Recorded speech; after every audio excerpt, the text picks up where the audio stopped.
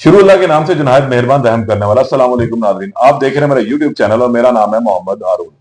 मेरे साथ इस वक्त मौजूद हैं प्रोसिक्यूटर जनरल पंजाब फरहाद अली शाह साहब। कुछ इश्यूज के ऊपर इनसे आज बात करेंगे, जिसमें सबसे पहला इशू है गुज़िश्ता रोज गुजरांवाला में होने वाला एक इंतहाई अफसोसनाक वाकया, जिसमें 5 मासूम बच्चियों के साथ जो है जिनाकारी की गई। और इस हवाले से अब प्रोसिक्यूशन डिपार्टमेंट ने क्या अपना इकदाम किए हैं, ये इनसे अब सबसे पहले हम जान लेते हैं। अस्सलाम वालेकुम शाह जी। शाह जी, कल एक इंतहाई अफसोसनाक वाकया सामने आया गुजरांवाला में। स्कूल की जो है लड़कियां, उनके साथ ज्यादती का वाकया रूनुमा हुआ। क्या उसके अंदर अपडेट्स हैं? बेसिकली हारून, ये हमारा सीएम पंजाब मरियम नवाज शरीफ साहबा का ये विजन है कि जो हमारा एंटी रेप एक्ट आया 2021 का, उसको पूरे तरीके से इन्फोर्स किया जाए। और बहुत अरसे से नॉन फंक्शनल वो पंजाब वुमेन प्रोटेक्शन अथॉरिटी जो थी, उसको अब चेयरपर्सन आ गई उसमें हिना परवेज भट्ट। तो सबसे पहला काम हमने किया है कि उनके साथ हमने एक MOU साइन किया कि कोई भी ऐसा जो वाकया अगर रूनुमा होगा तो हम उसको टेकअप करेंगे। पंजाब वुमेन प्रोटेक्शन अथॉरिटी और पंजाब प्रोसिक्यूशन ऑफिस जो है, इसको हमने टेकअप किया है। जैसे सानिया ज़ारा केस हमने टेकअप किया था, सरगोदा में एक बच्ची गन पॉइंट पे अगवा हुई, हमारी इंटरवेंशन से 10 घंटे के अंदर अंदर वो बच्ची रिकवर हुई। तो ये जो केस हैं, इन केसेस को हम फर्स्ट प्रेफरेंस पे ले रहे हैं और हमने हाई प्रोफाइल सेल बनाया प्रोसिक्यूटर जनरल ऑफिस में, जो ना सिर्फ खबरों से टेकअप करता है। जब आप कोई खबर नशर करते हैं, प्रिंट मीडिया में आए, सोशल मीडिया पे आए, तो हम उसको केस को ना सिर्फ टेकअप करते हैं, हमारे डिस्ट्रिक्ट पब्लिक प्रोसिक्यूटर उसमें लाइन ऑफ इंक्वायरी देते हैं, स्पेशल प्रोसिक्यूटर्स हम देते हैं, और हम डेली बेसिस पे रिपोर्ट लेते हैं। अब जो कल का केस है, अब मैं ऑफिस जाऊंगा तो सारी रिपोर्ट मेरे टेबल पे होगी। हम उसमें लाइन ऑफ इंक्वायरी में देखते हैं कि मेडिकल सही हुआ, हम उसमें देखते हैं कि क्या इन्वेस्टिगेशन में मटेरियल सही कलेक्ट किया गया है। तो वो ऐसे अवामिल जिसकी वजह से कल को मुलजम को कोई फायदा हो, जो शक के सिनेरियो में जाए, तो हम बिल्कुल उस पर जीरो टॉलरेंस है हमारी तरफ से। इस केस को हम एक टेस्ट केस के तौर पर लेना चाहते हैं। और पूरे तरीके से एंटी रेप एक्ट के अंदर आपको पता है हारून के उसमें टाइम फ्रेम जो है वो दे दिया गया कि 4 महीने के अंदर अंदर उस केस ने कंक्लूड होना है और 6 महीने के अंदर अंदर उसकी अपील ने हाई कोर्ट से डिसाइड होना है।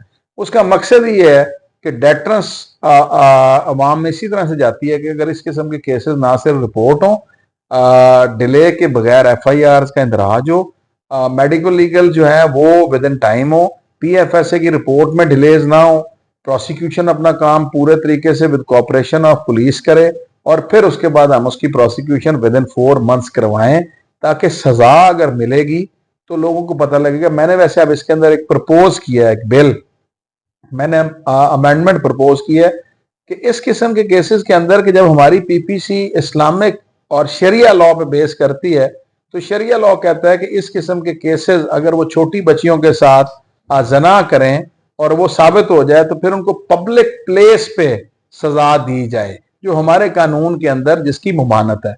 तो मैंने ये प्रपोज किया है CM पंजाब साहबा को भी, और मैं इसमें लॉ मिनिस्ट्री को भी लिख रहा हूं कि इस किस्म के केसेस के अंदर सजा जो है वो पब्लिक प्लेस पे दी जाए, ताकि अवाम के अंदर एक तो एतमाद बढ़े अपने जुडिशल सिस्टम के हवाले से, और दूसरे नंबर पे मुलजमान के ऊपर जो इस किस्म की टेंडेंसी रखते हैं उनमें एक डेटरेंस जाए कि इंसाफ ना सिर्फ होगा बल्कि होता हुआ दिखाई भी देगा, और सजा जो है वो छुप के नहीं होगी, सजा जो है वो ओपन दिखाई जाएगी। जी सर जी, ये जो कल केस रिपोर्ट हुआ, ये एक नॉन फॉर्मल एजुकेशन डिपार्टमेंट है, उसमें ये स्कूल बना हुआ था। इसमें एक चीज ये सामने आ रही कि आप हम नॉर्मली रूटीन में देखते हैं कि उसने कंटीन एक बना रखी है और वो बच्चे जाते हैं और जाके कंटीन से सामान लेते हैं।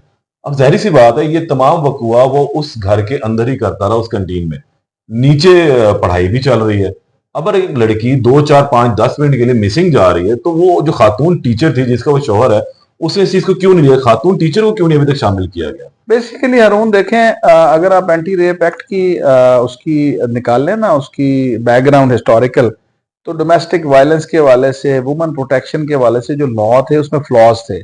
उसी की वजह से एंटी रेप एक्ट आया और उसके अंदर कमेटीज बनाई गई हैं। और ये जो बात है ना, ये सोसाइटल बिहेवियर की बात है कि अगर for the sake of argument कि मैं ये देखूं कि मेरा कोई बच्चा स्कूल गया और वो नहीं आया, या वो किसी उसकी एक्टिविटी जो है वो नॉर्मल नहीं है, तो हम इसको एज ए रूटीन ना लें, हम इसको पूरे तरीके से देखें।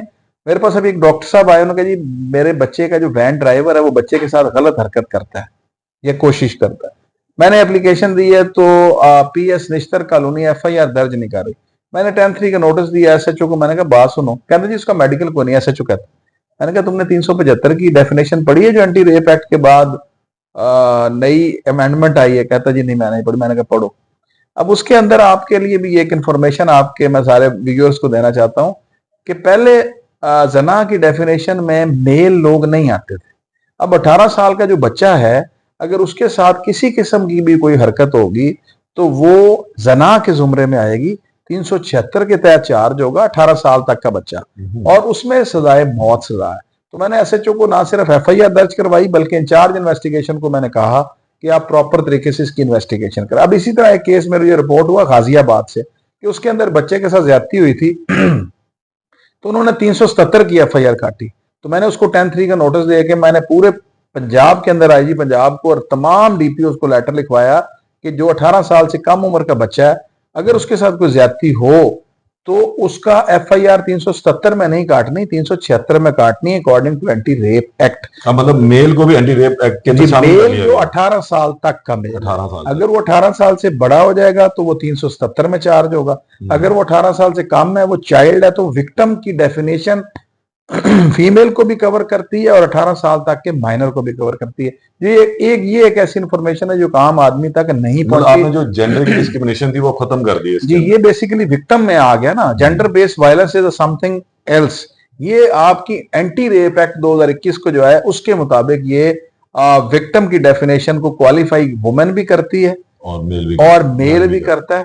और इसी सीक्वेंस के अंदर हमने अब अपना जो CFMS हमारा सिस्टम है, केस फ्लो मैनेजमेंट सिस्टम जो है हमारा सॉफ्टवेयर, हमने उसके अंदर पूरा एक डैशबोर्ड बनवा दिया है कि जो मैं एक क्लिक पे आपको बता सकता हूं कि पंजाब के अंदर आज कितनी FIR हुई एंटी रेप के हवाले से, कितने चलान जमा हुए, कितने केसेस जो हैं वो डिसाइड हुए हैं, या केसेस की क्या स्टेज चल रही।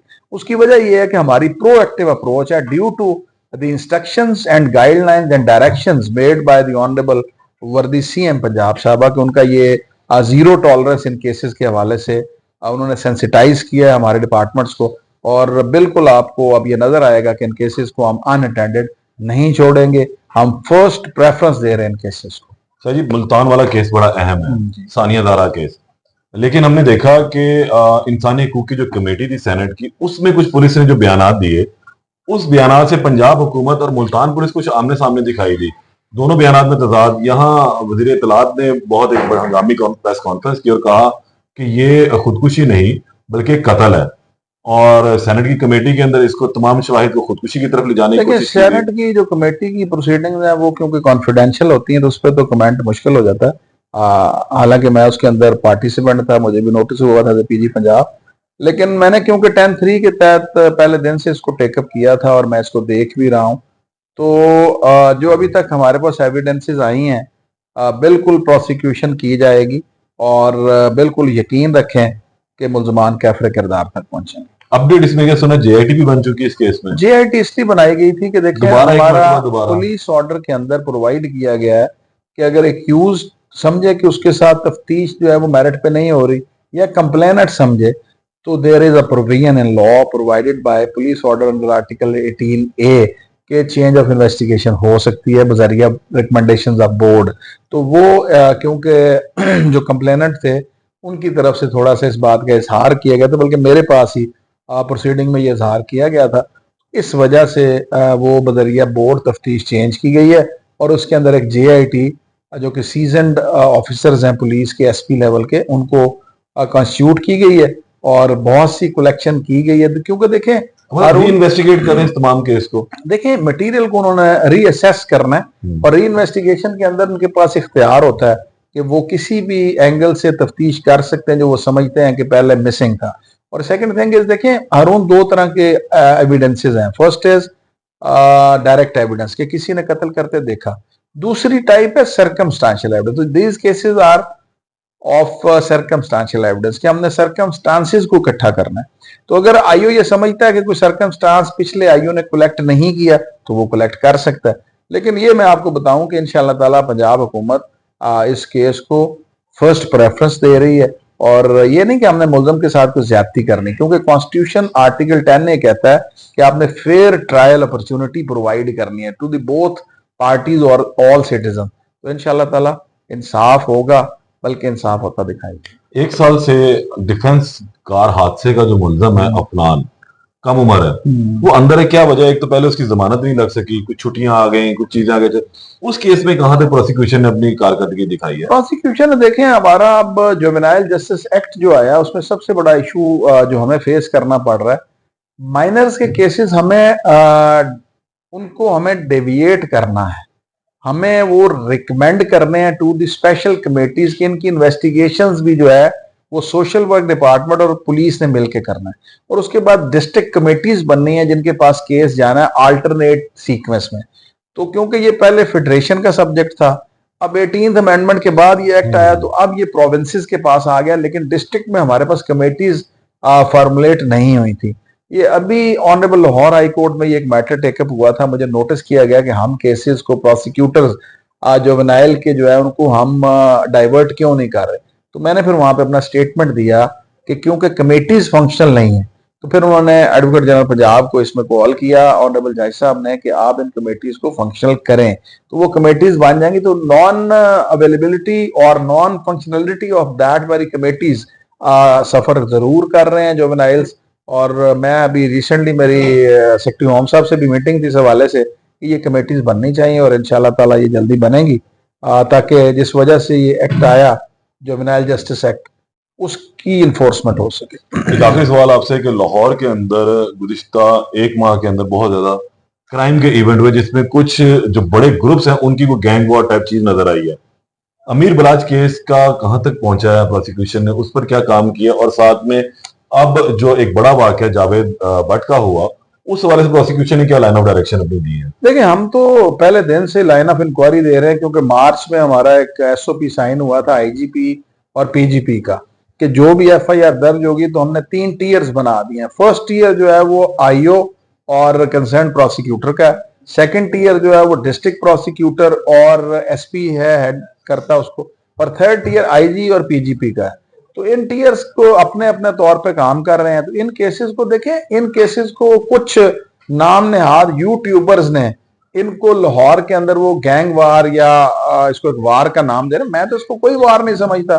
स्टेट के अंदर विद इन स्टेट कोई नहीं हो सकता। स्टेट अपनी रिस्पॉन्सिबिलिटी ना सिर्फ समझती है, और स्टेट अपनी रिट कायम करने की पूरी कैपेसिटी रखती है।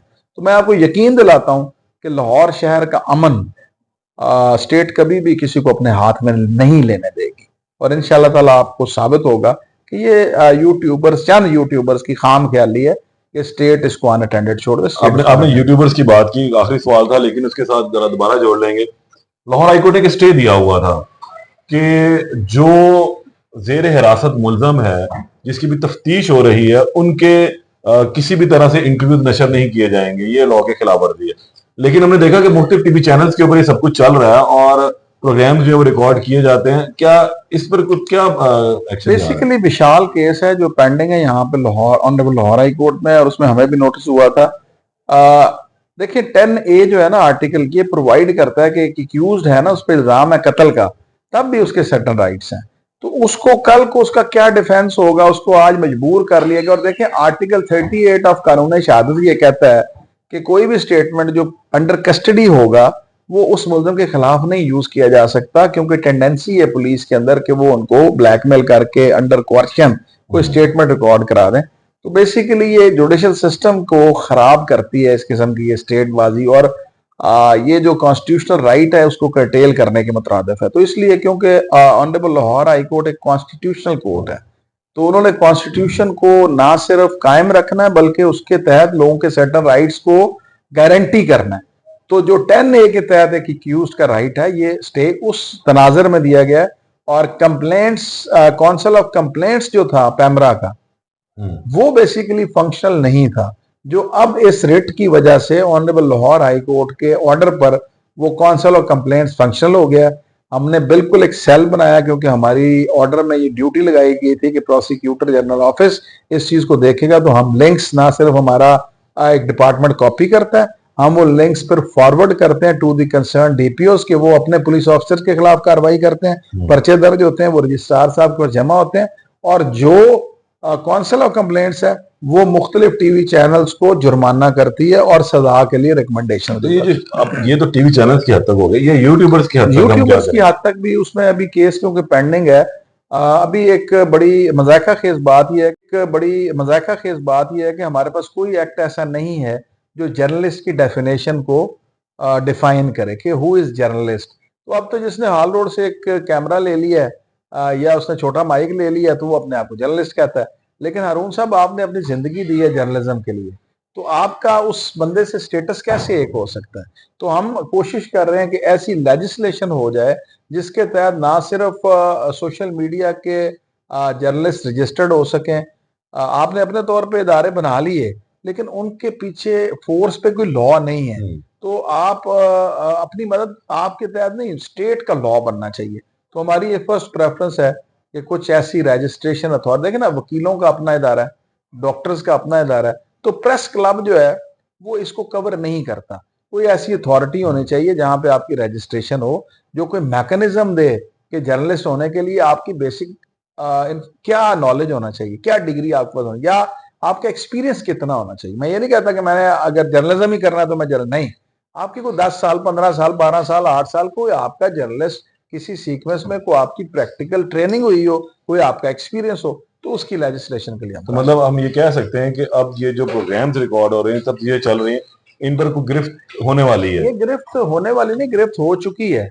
एफआईआर दर्ज हुई है, काउंसिल ऑफ कंप्लेंट्स की तरफ से जुर्माने हुए हैं, एफआईआर के अंदर आज जो के अभी लिए प्रोग्राम हो रहे हैं वो बिल्कुल हमारे पास, क्योंकि वो केस छुट्टियों के से नहीं लगा, हमारे पास 100 से ज्यादा लिंक जो है वो कॉपी हो चुके हैं, वो अब फाइल होंगे और उस पर पूरे तरीके से कार्रवाई होगी। बहुत शुक्रिया फराद अली शाह साहब वक्त देने के लिए। फराद अली शाह साहब से हमारी बात हो रही थी सानिया दारा केस, इसके अलावा गुजरांवाला का जो केस है, इन तमाम के ऊपर जो उन्होंने खुलकर बात की है।